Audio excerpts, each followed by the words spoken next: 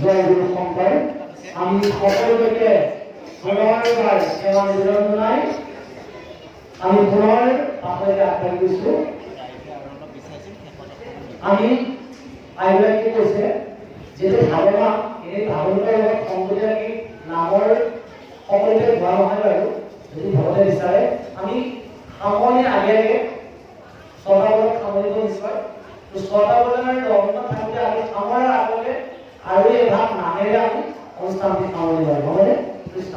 আমি পুনৰ মূল বিষয়বস্তু পাঠলৈ আগবাঢ়ি গৈছো।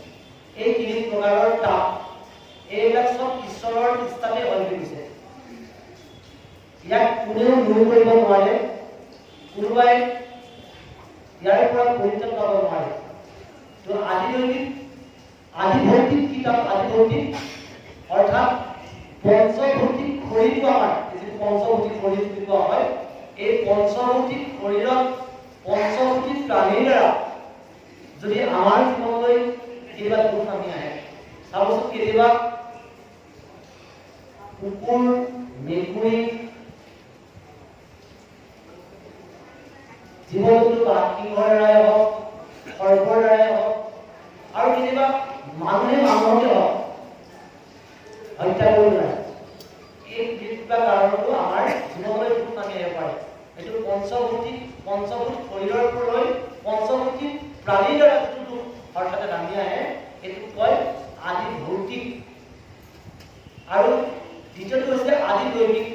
কেতিয়াবা দৈব বাসত অকণমান আগতে বৰষুণ এটা খুব জোৰকে পৰিব নাই পৰা এই বৰষুণটা পৰাৰ সময়ত আমি কি কৰিম কোনেও হয়তো ইয়াৰ শ্ৰৱণ শব্দটো আমি শুনি পোৱা নাই। কেতিয়াবা হঠাতে বানপানী হয়, হঠাৎ ভূমিকম্প হয়, হঠাৎ ডাৱৰ বিস্ফোৰণ হ'ল। সিদিনাখন কোনোবা এটা স্থানত হৈছিলে কিবা এটা দুৰ্ঘটনা হৈ এক্সিডেণ্ট হৈ মানুহৰ জীৱনলৈ হঠাৎ দুখ নামি আহে। দৈব বাসত হয়। এনেকৈ আমাৰ জীৱনলৈ কেতিয়াবা দুখ নামি আহিব পাৰে। আৰু এটা আছে তৃতীয়টো হৈছে আধ্যাত্মিক তাপ। আদিদৈবিক আদিভৌতিক আৰু আধ্যাত্মিক। এই আধ্যাত্মিক তাপ দুই প্ৰকাৰৰ হয়। এটা শাৰীৰিক তাপ হয়, এটা মানসিক হয়। কেনেকৈ যেতিয়া এই শৰীৰটো আজি আপোনাৰ সকলোৰে সুস্থ হৈ আছে, নামঘৰলৈকে আহিব পাৰিছে, কাৰোবাৰ 1 কিলোমিটাৰ, কাৰোবাৰ 2 কিলোমিটাৰ, কাৰোবাৰ 5 কিলোমিটাৰ অতিক্ৰম কৰিছে, যেনেকৈ নহওক আজি গুৰুগৃহলৈকে ঈশ্বৰ কৃষ্ণৰ কথা শুনিবলৈকে আহিছে। এনেকুৱা দিন এটা আহি পৰিব যে আপুনি বিচাৰিলেও এই স্থানলৈ আহিবৰ কাৰণে আপোনাৰ শক্তি শৰীৰত শক্তি সামৰ্থ্য নাথাকিব পাৰে। আপোনাৰ দেহে অকল মনটোৱে কৈছে যাওঁ বুলি কৈছে, কিন্তু শৰীৰত সেনে কোনো শক্তি বল বীৰ্য পৰাক্ৰম একো নোহোৱাৰ কাৰণে হাতখন খোজ কাঢ়িব নোৱাৰে, অকণমান দুখোজমান কৰি ঠেকনি ধৰে, কাণৰ শ্ৰৱণ শক্তি নোহোৱা হ'ল, চকুৱে ভালকৈ নেদেখাই হ'ল। এটা সময় এনেকুৱা আছিলে যে কোনোবাই কিবা এটা ক'লে কাষৰ ঘৰত কিবা এটা হ'লে দূৰৰ পৰাই মানে কাণখন হেৰি কৰিলে শুনিব পাৰিছে। আজি সন্মুখতে কোনোবাই গালি দি থাকিলেও কিবা কৰি থাকিলেও শুনা হ'ল।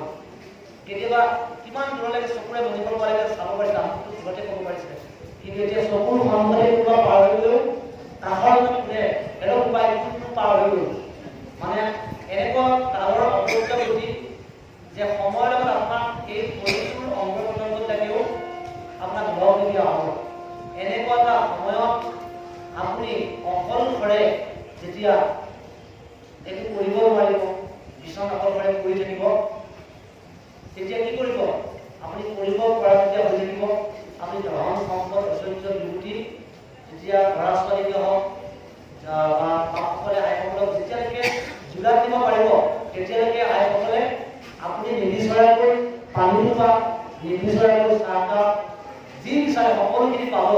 কিন্তু এনেকুৱা এটা সময় আপুনি দেখিছে বহুত ঘৰত যে কিবা চাহৰ কাৰণে ৰাতিপুৱাৰ পৰা বাট চাই আছে, চাহকাপ দিওঁতে নাই, পানী গিলাচ দিওঁতে নাই, কাষৰ জেগাডোখৰ একেলগে হৈ আছে, অপৰিষ্কাৰ হৈ আছে, সেইখিনি কেনেকৈ তাতে পৰি আছে।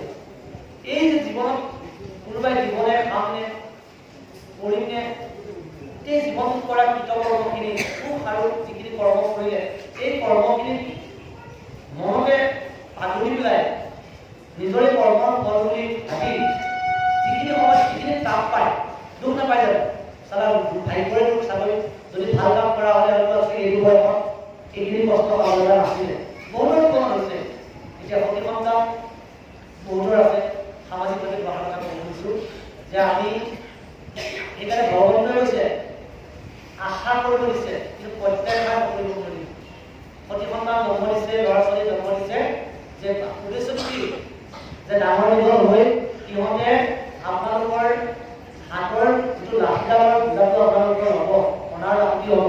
যিদিনাখন আপুনি নোৱাৰা কৰিব, অকলশৰীয়া হ'ব, সেইদিনাখন আপোনাৰ সহায়ৰ হাত হ'ব। কিন্তু আজিকালি দেখা যায় যে বহুত পিতৃ মাতৃয়ে নিজৰ সন্তানৰ পৰা যিখিনি পাব লগা আদৰৰ সন্মান নাপায়। বহু পিতৃ মাতৃয়ে নিজৰ ঘৰ সংসাৰ সকলো খৰচ থাকিও অকলশৰে গৈ বৃদ্ধাশ্ৰমত থাকিব লগা হৈছে। এয়া হৈছে কালৰ অপৰিত গতি। সুখ আৰু দুখ জীৱনত কেতিয়াও স্থায়ী নহয়। কেতিয়া কেনেকৈ এতিয়া কৈছে আশা কৰিব দিছে, প্ৰত্যাশা নকৰিব। গতিকে জৰাসন্ধই শিশুসকলক বুজাইছে তোমাৰ জীৱনতো দুখ আৰু এইবিলাক স্থায়ী নহয়। কেতিয়াবা এনেকুৱা হয় যে আমি খুব বহু দিনৰ পৰাই ভাল কাম এটা কিবা কৰিম বুলি ভাবি আছিলোঁ, বহু চিন্তা কৰিছিলোঁ কিবা যে এই বছৰ এই কামটো আমি কৰিমেই, কিন্তু হঠাৎ জীৱনলৈ এনেকুৱা এটা সংঘাত নামি আহিলে যে সেই কামটো কৰাটো লাগেই কথা আৰু কিবা এটা ডাঙৰ সমস্যাৰ লগতে আকৌ সন্মুখীন হ'ব লগা হয়। গতিকে এইখিনি কোনে কৰা? ভগৱন্তই কৰে। গতিকে কেতিয়াবা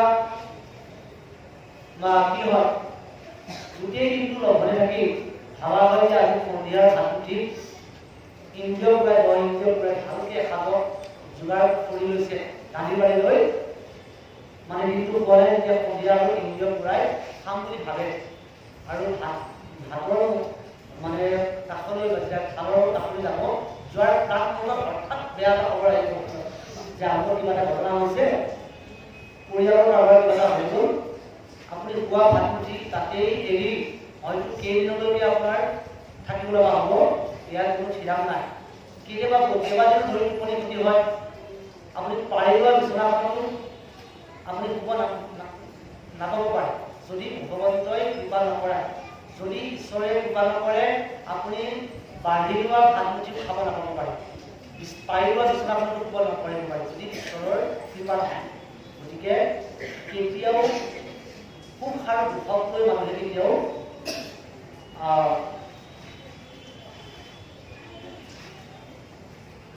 বলিয়া হ'ব নালাগে, যে অস্থিৰ হ'ব নালাগে, যে সুখত থকা সময়খিনিত আপুনি ভগৱানক আৰাধনা কৰিলে, আনন্দ কৰিলে আৰু দুখত পৰিলে ভগৱন্তক কি কৰে? গালি পাৰে। আৰু আমাৰ সমাজত আমি বিশেষকৈ আমাৰ সমাজত তাত আমাৰ যেতিয়া পাৰ্থিৱ সুখ, আমি যেতিয়া সুখত থাকোঁ, আমাৰ ঐশ্বৰ্য বিভূতি আমাৰ সকলোখিনি থাকে, তেতিয়া আমি ঈশ্বৰক পাহৰি যাওঁ, ভাল কাম কৰিবলৈ আমাৰ মন নাযায়। চাবচোন এনেকুৱা সমাজত মানুহ আছে যে ঈশ্বৰে দিছে কাৰণে আপোনাক আপুনি এই সম্পদৰ গৰাকী হৈছে, কোনোবা এখন গাঁৱতে হওক, কোনোবা এখন সমাজতে হওক, যে ঈশ্বৰে আপোনাক পূৰ্বজন্মৰ সংস্কাৰৰ অনুকূলে এটা প্ৰভাৱশালী এজন ব্যক্তি কৰি দিছে।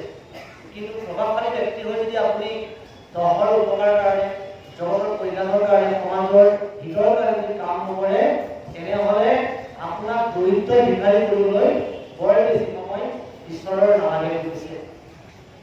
গতিকে সুখ আৰু দুখ আমাৰ জীৱনলৈ কি কৰিব? ঈশ্বৰৰ ইচ্ছাতে আহে। সেইকাৰণে যুধিষ্ঠিৰ সেইজনে জীৱনৰ প্ৰতিটো মুহূৰ্তত প্ৰতিটো প্ৰতিকূল আৰু অনুকূল ব্যৱস্থাত নিজৰ মনক স্থিৰতা যিজনে ৰাখিব পাৰে সেইজনে হ'ল যুধিষ্ঠিৰ। যুধিষ্ঠিৰ বেলেগ কাৰণো নাই, যিকোনো পৰিস্থিতি জীৱন যুদ্ধত আপোনালৈ অহা ঘাট প্ৰতিঘাতত যদি আপুনি সংযত হৈ দুখত যদি যিটো সুখত যিখিনি অনুভৱ, সুখত দুখত সেই একেই অনুভৱ যদি ল'ব পাৰে সেইজনে যুধিষ্ঠিৰ। আৰু সেইজনে জীৱন যুদ্ধত তেওঁ কেতিয়াও হাৰ নামানে বুলি কৈছে। আৰু সেইকাৰণে আমি এষাৰ কথা আপোনাক সকলোৱে কওঁ যে শিক্ষাৰ লগতে প্ৰতি সন্তানক ল'ৰা ছোৱালীক কি দিয়ক? সংস্কাৰ দিবলৈ চিন্তা কৰক। আজি উঠি অহা ল'ৰা ছোৱালী নৱপ্ৰজন্ম সমাজত সংস্কাৰ বিহীনৰ কাৰণে নকবলগীয়া কথা, নহবলগীয়া ঘটনাবিলাক হৈ আছে। শিক্ষা দিয়ক, শিক্ষাৰ প্ৰয়োজনীয়তা আছে। বৰ্তমান সময়ত পৰিচয় সামৰি গোটেই জীৱনটোৱেই শিক্ষা শেষ নহয়, কিন্তু শিক্ষাৰ লগতে কি কৰিব? সংস্কাৰ বুলি কৰক। ব্যৱসায় বাণিজ্য লাগিব, মানুহক জীয়াই থাকিবলৈ ধন লাগিব। ধনৰ অবিহনে ধনঞ্জয় গীতাত অৰ্জুনে কৈছে, ধনঞ্জয় ধন নহ'লে কিছু কাৰ্য নিবিজয়। হে অৰ্জুন, ধনেই বন্ধু, ধন নহ'লে একো কাম নকৰে। কিন্তু আকৌ কৈছে ধনেই মূল, ধন নহ'লে যায় ৰাতি কুল। নহয় ধনৰ অবিহনে আজি অন্ধ এজনক, দুষ্ট এজনক মানুহে ৰজা বুলি মানি সেৱা কৰি আছে। কিহৰ কাৰণে? ধন ধান টকা পইচা আছে কাৰণে। কিন্তু আকৌ এষাৰ কথা কৈছে, অৰ্থই অনৰ্থৰ মূল। আপোনাক ধ্বংস কৰিবলৈ বহুত বেছি আৰু একো কাৰণ নালাগে। আপোনাক যদি এশমান টকা দিয়া যায়, এশমান ঐশ্বৰ্য বিভূতি আপুনি পাই যায়, যদি ক্ষমতা পাই যায়, আপুনি জীৱনত বিনাশ হ'বলৈ বৰ বেছি সময় নালাগে। সেইকাৰণে কৈছে, আমি সকলোকে অনুৰোধ কৰিছোঁ, আপোনালোকে বিশেষকৈ উঠি অহা ল'ৰা ছোৱালীক শিক্ষাৰ লগতে যান্ত্ৰিক যিখিনি শিক্ষা আছে, ল'ৰা ছোৱালীক যিকোনো দিশতে প্ৰতিটো দিশতে মানে যন্ত্ৰৰ দৰে নকৰিব, শিক্ষা দিয়ক। শিক্ষাৰ লগতে সংস্কাৰ দিয়ক। সংস্কাৰে জীৱনটো মান কৰি দিব। ব্যৱসায়ৰ লগতে ব্যৱহাৰ শিকাওক। ব্যৱসায়বোৰ ঠিকে আছে, ব্যৱসায়টো ব্যৱহাৰটো শিকাওক। আৰু ভগৱানক চিনাকি কৰি দিব নালাগে প্ৰথমে পিতৃ মাতৃৰ সৈতে জ্যেষ্ঠ ভগৱানক মানিব লাগে ভগৱানক মানব বা নামানক অন্তৰ নিজৰ পিতৃ মাতৃক মানিবলৈ শিকাওক এজন জ্যেষ্ঠ এজন পিতা এজন মোৰ ককা এইগৰাকী আইতা এই যে সমন্বয়বিলাক এই সমন্বয়বিলাক আজি আমাৰ সমাজত কিন্তু হেৰাই গৈছে তাৰ কাৰণে প্ৰতি সন্তানে ল'ৰা বিশেষকৈ একক পৰিয়াল হৈছে আমাৰ এটা সময় যৌথ পৰিয়াল আছিলে যে যৌথ পৰিয়াল এই ব্যৱহাৰ সংস্কাৰ আৰু নীতি শিক্ষাখিনি ঘৰখনতে পাইছিলে কিন্তু দুৰ্ভাগ্যৰ বিষয় আজি মানুহ যান্ত্ৰিক হ'ল যে প্ৰতি সন্তানক ভাল কৰিবৰ কাৰণে গাঁৱৰ পৰা সমাজৰ পৰা অকলশৰে থাকি এটা পোহনীয়া কুকুৰটো কেনেকৈ ৰাখে বান্ধি পেলাই ৰখা লগাই আৰু কি কৰে এসময়ত কুকুৰটোৱে যদি বান্ধ খোলাই খুলি কেনেবাকৈ এৰা খাই যায় কেতিয়াবা নিজৰে কাৰণতে ক্ষতি কৰে ঠিক সেনেকৈ এটা যন্ত্ৰৰে নকৰি পিতৃ মাতৃ ভগৱন্ত জ্যেষ্ঠজন এইখিনি সৈতে পৰিচয় কৰি দিব লাগে আৰু আমাৰ এইখিনি কৈছে যে দুখ আমাৰ কি হয় জীৱনত সকলো ঈশ্বৰৰ ইচ্ছাতে হয় গতিকে জ্ঞানীসকলে কেতিয়াও বিহবল নহয় দুখত ভাগি নপৰে জীৱনলৈ যেনেকৈ নাহক পৰিস্থিতি নাহক কিয় অনুকূল আৰু প্ৰতিকূল হ'ব দুয়োটা অৱস্থাতে আপুনি স্থিৰ হ'ব লাগে তেতিয়াহে জীৱন যুঁজত আপুনি জয় হ'ব পাৰিব কৈছে আৰু সেই উপদেশটো কোনে কৈছে ইয়াতে জৰাসন্ধই মানে শিশুপালক দিছে তাহানো চেষ্টা কৰোঁতে বান্ধিবাব পাৰয়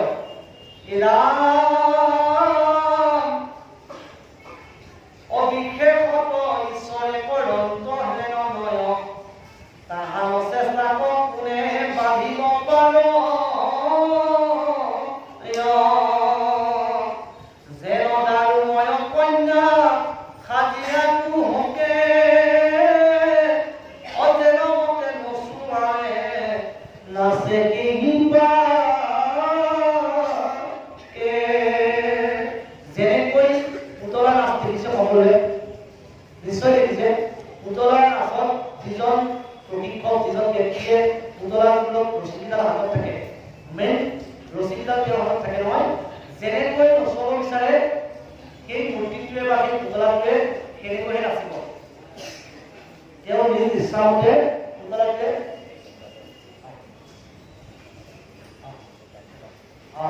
আমি এইখিনিতে এটা চেলৰ কাষলৈকে আহিছে আমি আৰু অকণমান দূৰক্ষণ কৰি আজি অনুষ্ঠানটো বিয়া কৰিবলৈ আগবাঢ়ি এভাগি গান গান সকলোৱে আকৌ আৰু এইখিনিয়ে কৈছে যে যেনেকৈ পুতলা নাচত এজন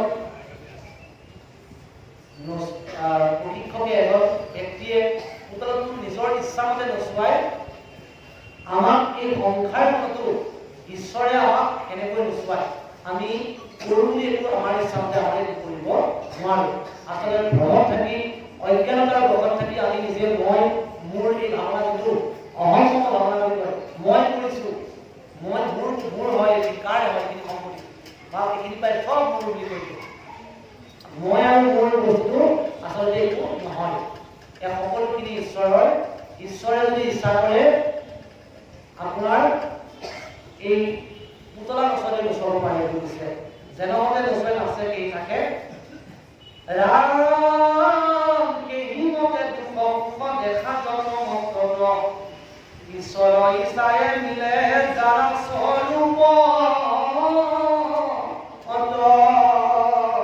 গতিকে ঈশ্বৰৰ ইচ্ছাতে সমস্ত দুখ আৰু সুখখিনি মানুহৰ জীৱনলৈ আহে গতিকে আমি ভাগৱত এইকাৰণে শুনিব লাগে যে ভাগৱত যে আত্মবিশ্লেষণ আপুনি শুনি ইয়াৰ পৰা গ্ৰহণীয় কি বৰ্জনীয় কি নিন্দনীয় কি ঘৃণনীয় কি যি কি কৰিব লাগে কি কৰিব নালাগে সেইটো ব্যৱহাৰিক জীৱনত আপুনি ব্যৱহাৰ কৰিব লাগিব আৰু যদি ব্যৱহাৰ নকৰে তেনেহ'লে সেইটো শুনাহে হ'ব এই শ্ৰমটো উঠা বুলি কৈছে আপোনাৰ ঘৰখন ত্যাগ কৰি আহিছে সময় ত্যাগ কৰিছে কিছু অৰ্থ ব্যয় কৰিছে ইয়াৰ পৰা ভৱিষ্যত জীৱন কিন্তু লাভ নহ'ব ৰাম মই হেন দেখা কেনে জৰা সন্ত ৰাজা প্ৰতিযুপে সাজি তেইছ অথনি অপয়িনী প্ৰজা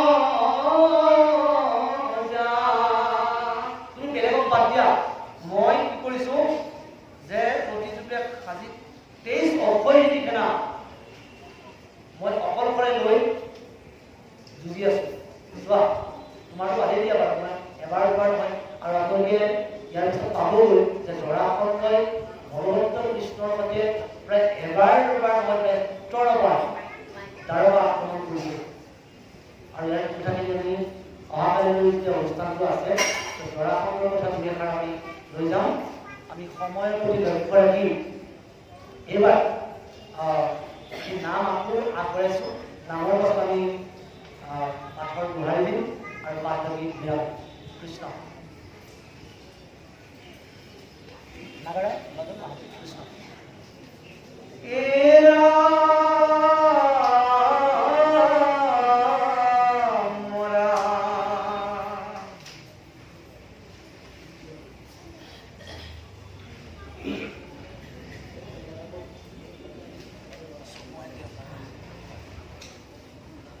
শ্রীমন্ত শঙ্কর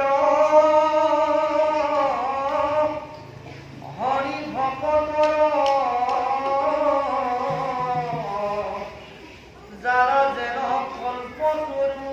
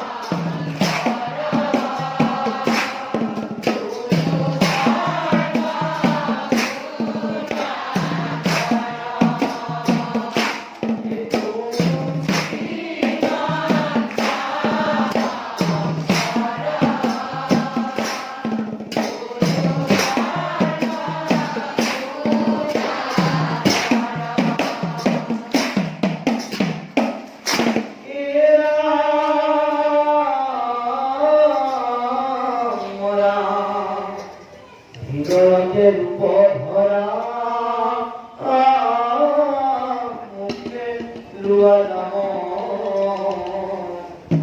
ওই যুগে নাম মিনা গতি নাহিয়া অপার সংসার জানা পাইবা মহাভোগে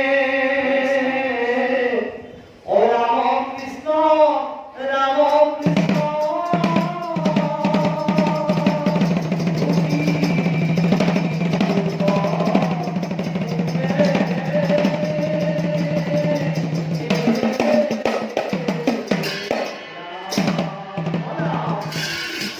হরি নাম লহি ভকত ভয়াই নাম লইবা হেরা এই হরি নামে সংসার কৰিব মৰণ সংকট ৰবেলা কৃষ্ণ হৰি নাম লোৱা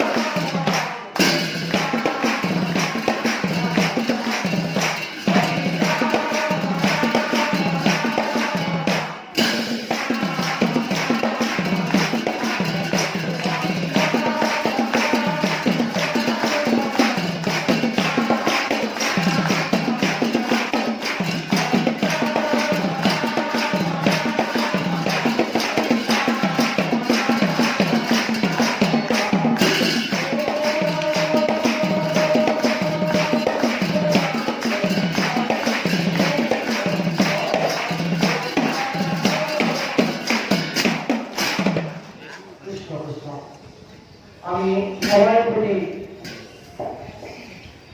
অসংখ্য ধন্যবাদ জানাই। আমি অনুষ্ঠান দাঁড়িয়ে আজি বিরামের মধ্যে আগবাঢ়িছো। আমি স্থায়ীতাই পথ পুনৰ দোহাৰি দি আজি অনুষ্ঠান বিৰাম কৃষ্ণ।